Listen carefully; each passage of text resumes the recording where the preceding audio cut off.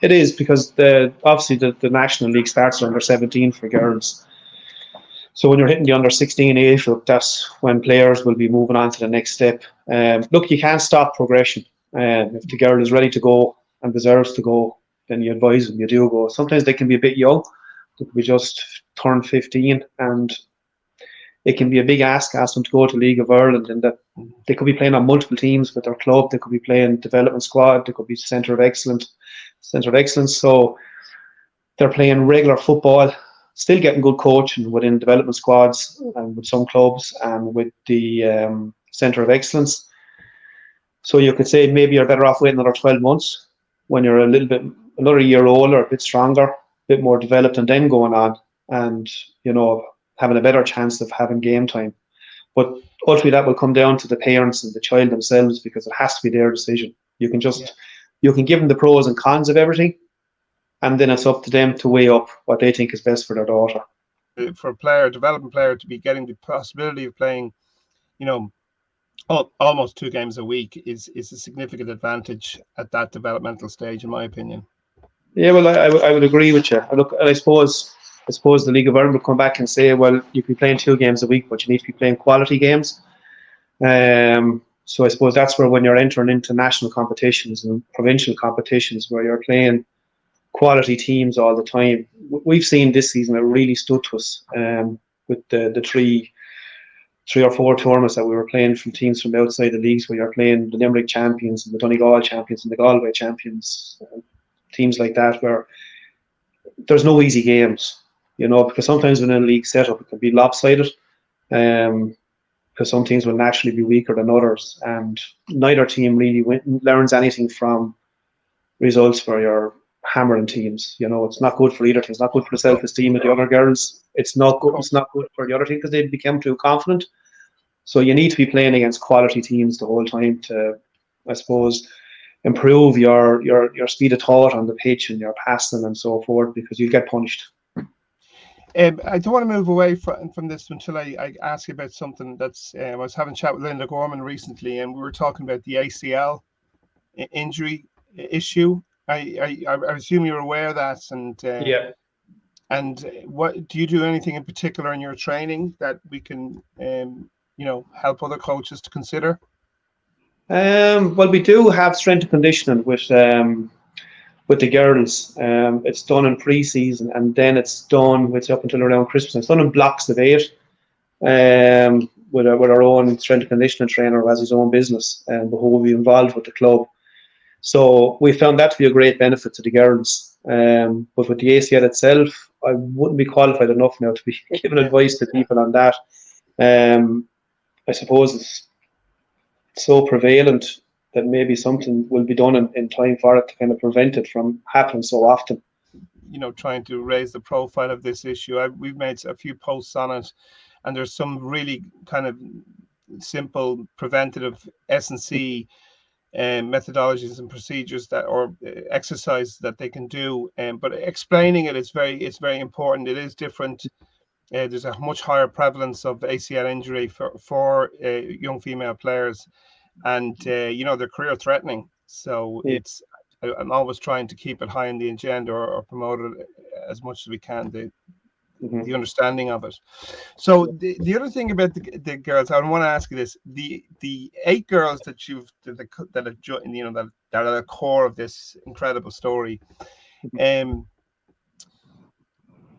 What are the things that you think that have made them just be able to develop as football players, to get the skill sets? What is it maybe that you guys have done that's maybe different to other places? And I don't mean to take your secrets or whatever, but we want to try and to cross-fertilize, to encourage other coaches to maybe implement things that have worked for you.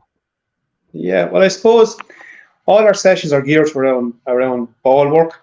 We're not into doing half an hour of doing laps of the pitch and stuff like that. It's all based around developing the football skills. We play out from the back, which doesn't happen too often at club level within the girls setup, not locally anyway.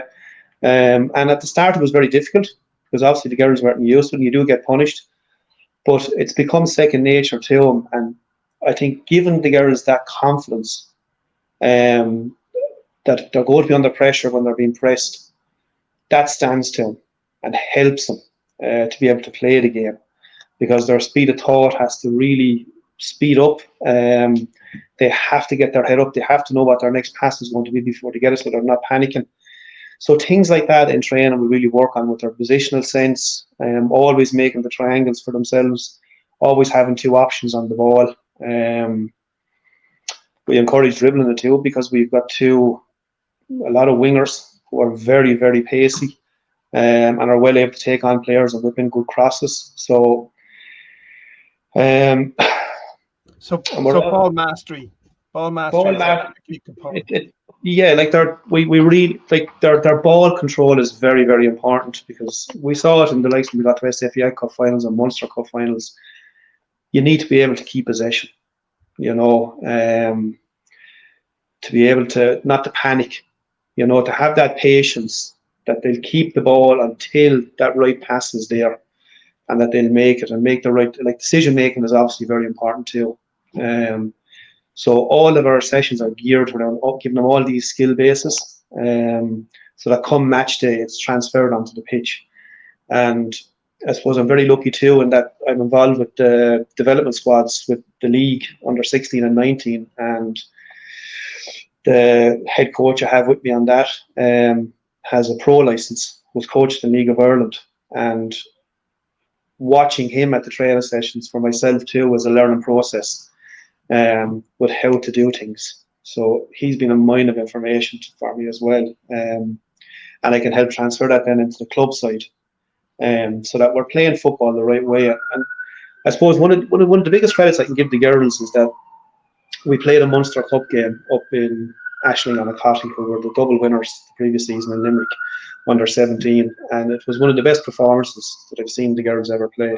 They won 5-1, and the Ashling and Acotty coaches came to us after the game and said at half time our team talk was, watch the way they play football. Which was, and we said it to the girls afterwards. Now they knew coming off the pitch they had played superbly. It was just one of those days where everything went right. They scored superb goals. They played. They tackled. They done everything right, and it just clicked for them. And every one of them came off the pitch feeling 10 foot tall. And we played regional, and the same thing again. Their coach just said it's going to take some team to beat you.